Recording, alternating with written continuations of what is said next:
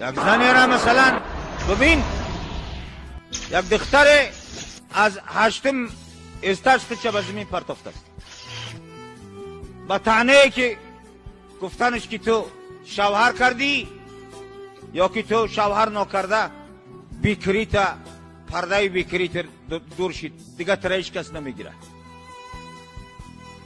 این است. با چند کسی خودکشی کرده و خودش را باز دبند کشیده و هاکذا. اکنون این معنا را یک بار گفته بودم، یک بار باز تکرارن برای جوانان عامتا تکرار بکنم.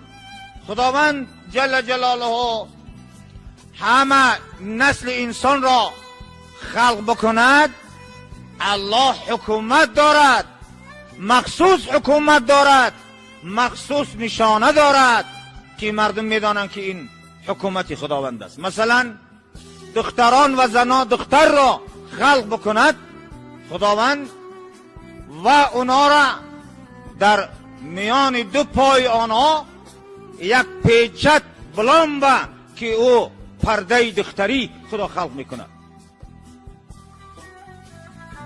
شما ایره گوش کنید، خداوند پرده دختری که مثل بلانبه است پیچتی خدا خلق میکند، امر میکند خداوند این پیچتی مرا همو کسی را که تو نکاح میکنی تن نفس دا او میبخشی، این پیچت همو میشکایه.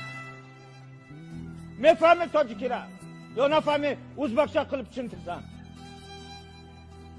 ایره باید که کسی ایمان داره کافر نباشه، مسلمانی به قرآن باشه، او باید که در زنش بگه، در دختراش بگه، در خواهراش بگه که هشار باش،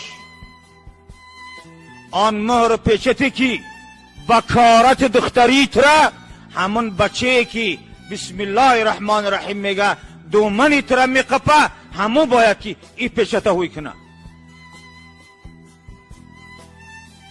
ایره شما ملت مسلمان تنها علامه بیان میکنه و خلاص، دیگه هر پکر دیمنه ملا ایره نمیفهمه. بفهمه این معنا را. برای من الله میفرماد قو انفسکم و اهلکم نارا، خطا شرمندگی نگه بدار، دخترت از بی‌آبروگی نگه بدار، بچت از خولگانی نگه بدار که در جامعه و ملت فساد نکنی، خود را به آبرو نه خود به دوزخ ببری نه او دخترت و بچت.